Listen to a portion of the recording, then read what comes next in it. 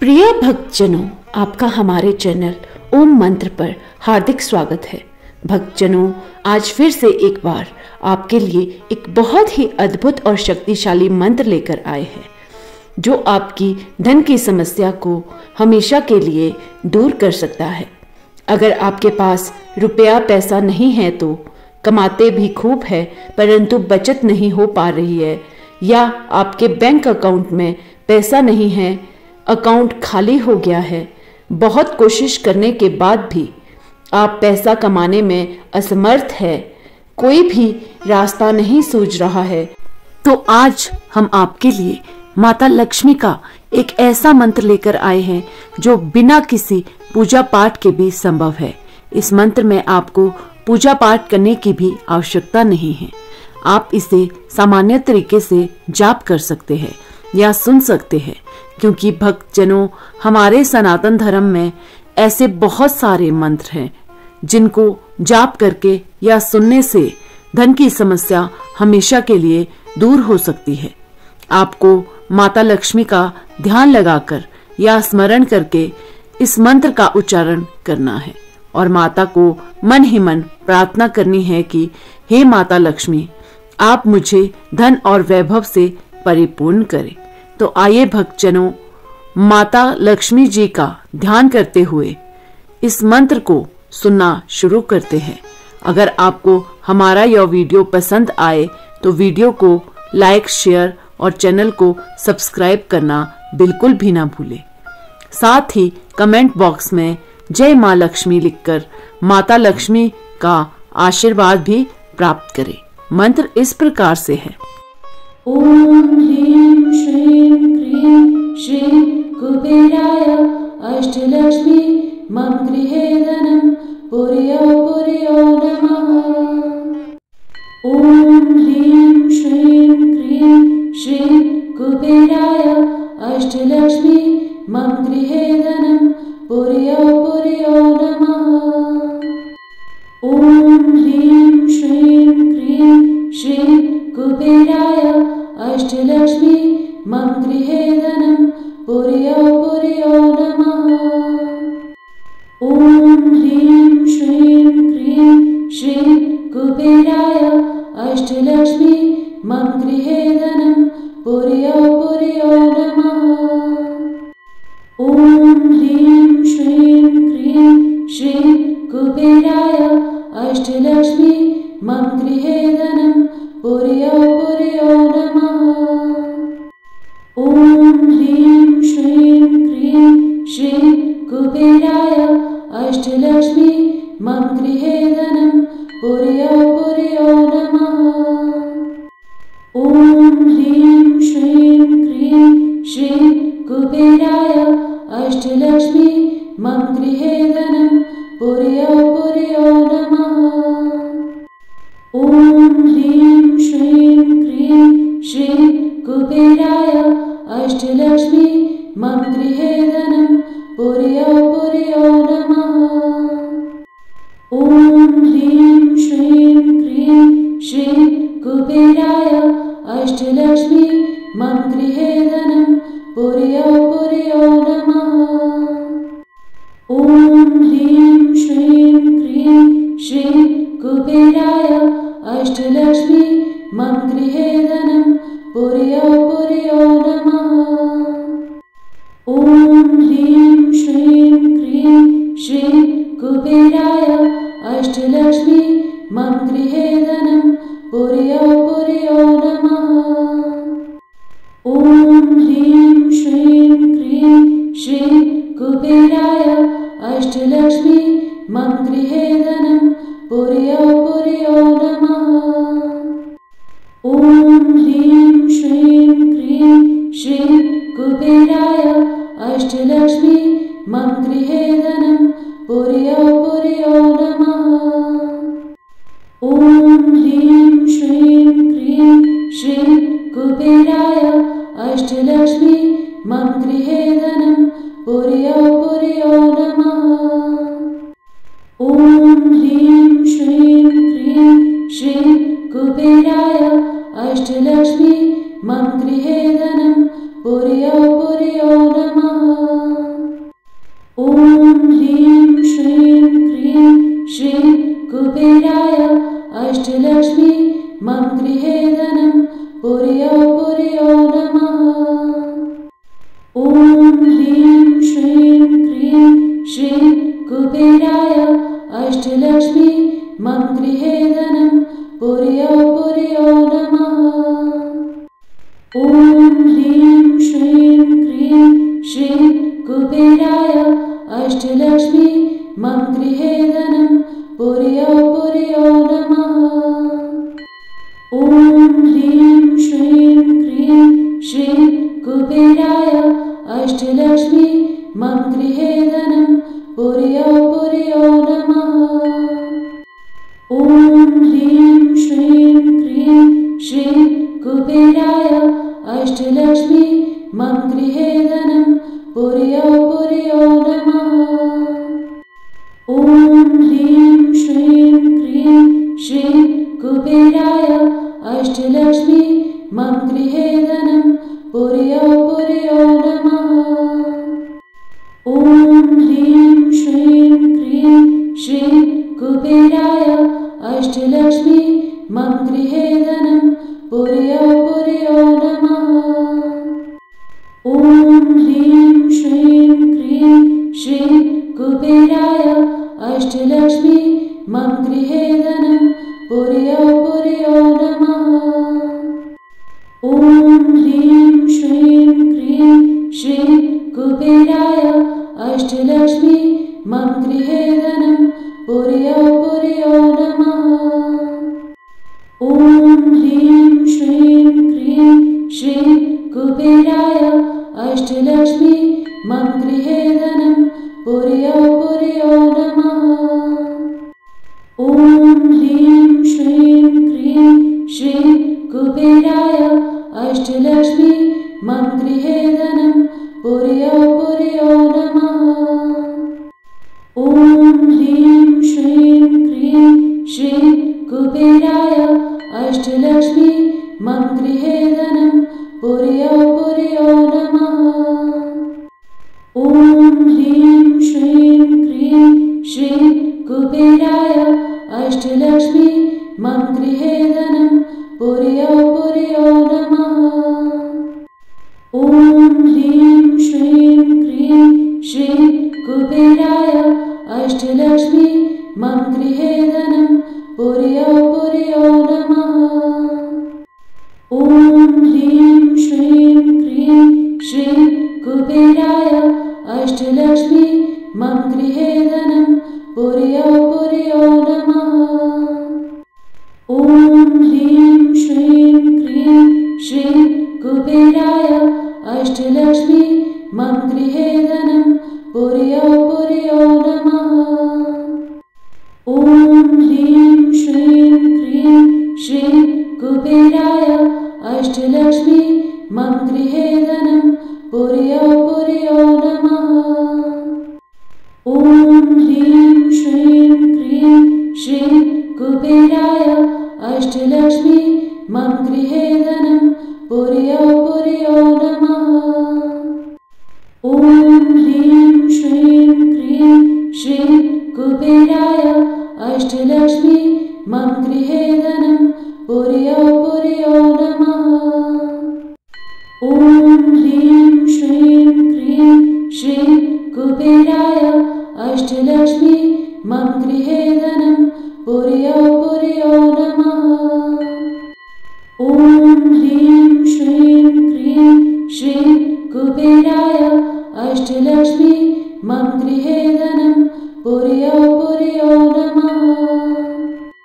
ॐ ह्रीं श्रीं क्रीं श्रीं कुबेराय अष्टलक्ष्मी मम गृहे धनं पुर्यो पुर्यो नमः।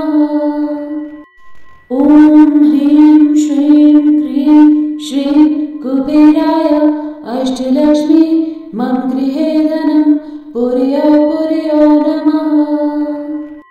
ॐ ह्रीं श्रीं क्रीं श्रीं कुबेराय अष्टलक्ष्मी मम गृहे धनं पुर्यो पुर्यो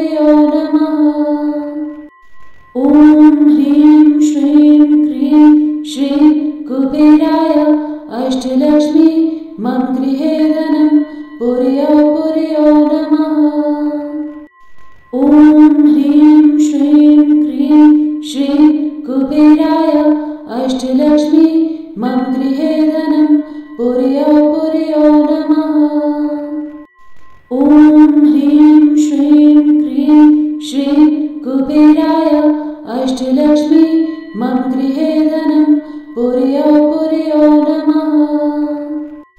ॐ ह्रीं श्रीं क्रीं श्रीं कुबेराय अष्टलक्ष्मी मम गृहे धनं पुर्यो पुर्यो नमः। ॐ ह्रीं श्रीं क्रीं श्रीं कुबेराय अष्टलक्ष्मी मम गृहे धनं पुर्यो पुर्यो नमः। ॐ ह्रीं श्रीं क्रीं श्रीं कुबेराय अष्टलक्ष्मी मम गृहे धनं पुर्यो पुर्यो नमः।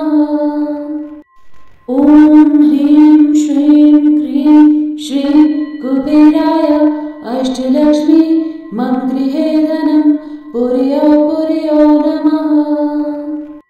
ॐ ह्रीं श्रीं क्रीं श्रीं कुबेराय अष्टलक्ष्मी मम गृहे धनं पुर्यो पुर्यो नमः। ॐ ह्रीं श्रीं क्रीं श्रीं कुबेराय अष्टलक्ष्मी मम गृहे धनं पुर्यो पुर्यो नमः। ॐ ह्रीं श्रीं क्रीं श्रीं कुबेराय अष्टलक्ष्मी मम गृहे धनं पुर्यो पुर्यो नमः। ॐ ह्रीं श्रीं क्रीं श्रीं कुबेराय अष्टलक्ष्मी मम गृहे धनं पुर्यो पुर्यो नमः। ॐ ह्रीं श्रीं क्रीं श्रीं कुबेराय अष्टलक्ष्मी मम गृहे धनं पुर्यो पुर्यो नमः। ॐ ह्रीं श्रीं क्रीं श्रीं कुबेराय अष्टलक्ष्मी मम गृहे धनं पुर्यो पुर्यो नमः। ॐ ह्रीं श्रीं क्रीं श्रीं कुबेराय अष्टलक्ष्मी मम गृहे धनं पुर्यो पुर्यो नमः। ॐ ह्रीं श्रीं क्रीं श्रीं कुबेराय अष्टलक्ष्मी मम गृहे धनं पुर्यो पुर्यो नमः। ॐ ह्रीं श्रीं क्रीं श्रीं कुबेराय अष्टलक्ष्मी मम गृहे धनं पुर्यो पुर्यो नमः। ॐ ह्रीं श्रीं क्रीं श्रीं कुबेराय अष्टलक्ष्मी मम गृहे धनं पुर्यो पुर्यो नमः। ॐ ह्रीं श्रीं क्रीं श्रीं कुबेराय अष्टलक्ष्मी मम गृहे धनं पुर्यो पुर्यो नमः। ॐ ह्रीं श्रीं क्रीं श्रीं कुबेराय अष्टलक्ष्मी मम गृहे धनं पुर्यो पुर्यो नमः। ॐ ह्रीं श्रीं क्रीं श्रीं कुबेराय अष्टलक्ष्मी मम गृहे धनं पुर्यो पुर्यो नमः। ॐ ह्रीं श्रीं क्रीं श्रीं कुबेराय अष्टलक्ष्मी मम गृहे धनं पुर्यो पुर्यो नमः। ॐ ह्रीं श्रीं क्रीं श्रीं कुबेराय अष्टलक्ष्मी मम गृहे धनं पुर्यो पुर्यो नमः। ॐ ह्रीं श्रीं क्रीं श्रीं कुबेराय अष्टलक्ष्मी मम गृहे धनं पुर्यो पुर्यो नमः। ॐ ह्रीं श्रीं क्रीं श्रीं कुबेराय अष्टलक्ष्मी मम गृहे धनं पुर्यो पुर्यो नमः।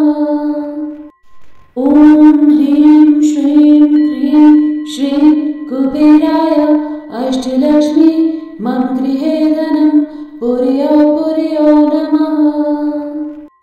ॐ ह्रीं श्रीं क्रीं श्रीं कुबेराय अष्टलक्ष्मी मम गृहे धनं पुर्यो पुर्यो नमः।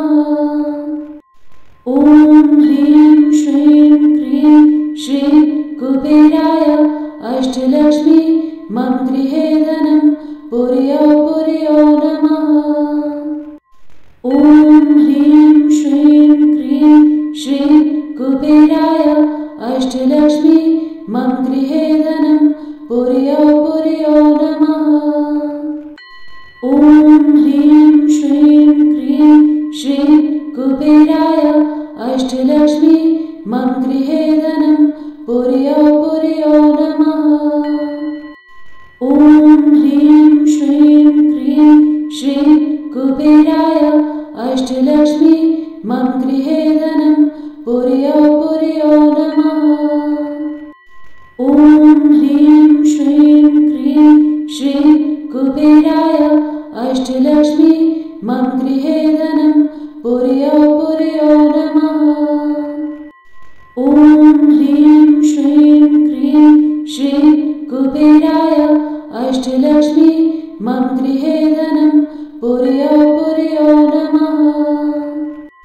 ॐ ह्रीं श्रीं क्रीं श्रीं कुबेराय अष्टलक्ष्मी मम गृहे धनं पुर्यो पुर्यो नमः। ॐ ह्रीं श्रीं क्रीं श्रीं कुबेराय अष्टलक्ष्मी मम गृहे धनं पुर्यो पुर्यो नमः। ॐ ह्रीं श्रीं क्रीं श्रीं कुबेराय अष्टलक्ष्मी मम गृहे धनं पुर्यो पुर्यो नमः। ॐ ह्रीं श्रीं क्रीं श्रीं कुबेराय अष्टलक्ष्मी मम गृहे धनं पुर्यो पुर्यो नमः। ॐ ह्रीं श्रीं क्रीं श्रीं कुबेराय अष्टलक्ष्मी मम गृहे धनं पुर्यो पुर्यो नमः। ॐ ह्रीं श्रीं क्रीं श्रीं कुबेराय अष्टलक्ष्मी मम गृहे धनं पुर्यो पुर्यो नमः। ॐ ह्रीं श्रीं क्रीं श्रीं कुबेराय अष्टलक्ष्मी मम गृहे धनं पुर्यो पुर्यो नमः।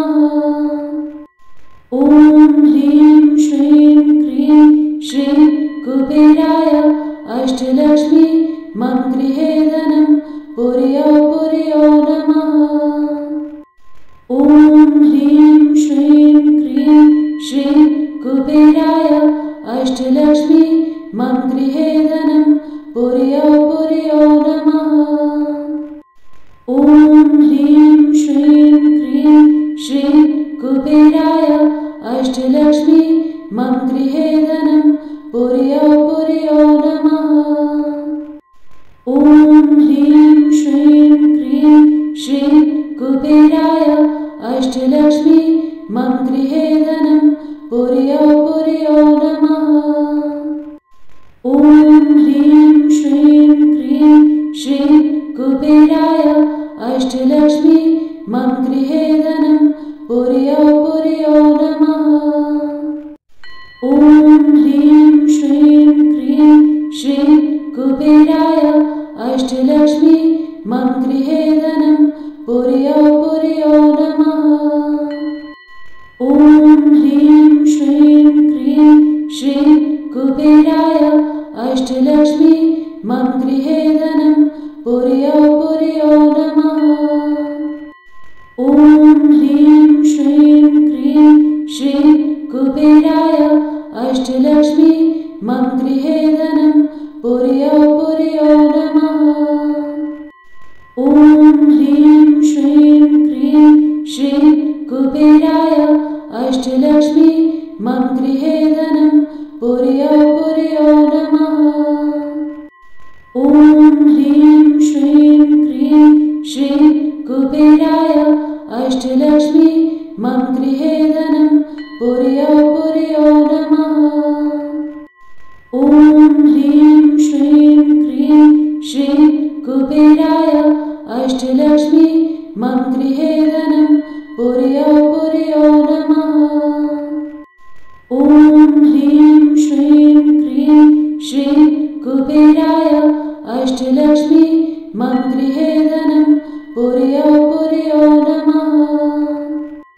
ॐ ह्रीं श्रीं क्रीं श्रीं कुबेराय अष्टलक्ष्मी मम गृहे धनं पुर्यो पुर्यो नमः। ॐ ह्रीं श्रीं क्रीं श्रीं कुबेराय अष्टलक्ष्मी मम गृहे धनं पुर्यो पुर्यो नमः।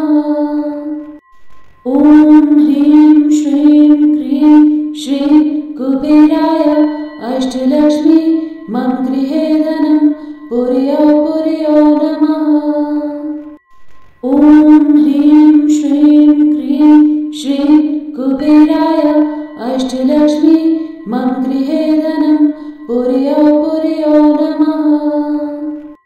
ॐ ह्रीं श्रीं क्रीं श्रीं कुबेराय अष्टलक्ष्मी मम गृहे धनं पुर्यो पुर्यो नमः। ॐ ह्रीं श्रीं क्रीं श्रीं कुबेराय अष्टलक्ष्मी मम गृहे धनं पुर्यो पुर्यो नमः। ॐ ह्रीं श्रीं क्रीं श्रीं कुबेराय अष्टलक्ष्मी मम गृहे धनं पुर्यो पुर्यो नमः। ॐ ह्रीं श्रीं क्रीं श्रीं कुबेराय अष्टलक्ष्मी मम गृहे धनं पुर्यो पुर्यो नमः। ॐ ह्रीं श्रीं क्रीं श्रीं कुबेराय अष्टलक्ष्मी मम गृहे धनं पुर्यो पुर्यो नमः। ॐ ह्रीं श्रीं क्रीं श्रीं कुबेराय अष्टलक्ष्मी मम गृहे धनं पुर्यो पुर्यो नमः। ॐ ह्रीं श्रीं क्रीं श्रीं कुबेराय अष्टलक्ष्मी मम गृहे धनं पुर्यो पुर्यो नमः। ॐ ह्रीं श्रीं क्रीं श्रीं कुबेराय अष्टलक्ष्मी मम गृहे धनं पुर्यो पुर्यो नमः।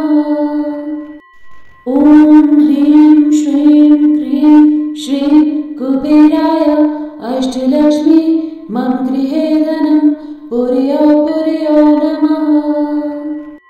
ॐ ह्रीं श्रीं क्रीं श्रीं कुबेराय अष्टलक्ष्मी मम गृहे धनं पुर्यो पुर्यो नमः। ॐ ह्रीं श्रीं क्रीं श्रीं कुबेराय अष्टलक्ष्मी मम गृहे धनं पुर्यो पुर्यो नमः। ॐ ह्रीं श्रीं क्रीं श्रीं कुबेराय अष्टलक्ष्मी मम गृहे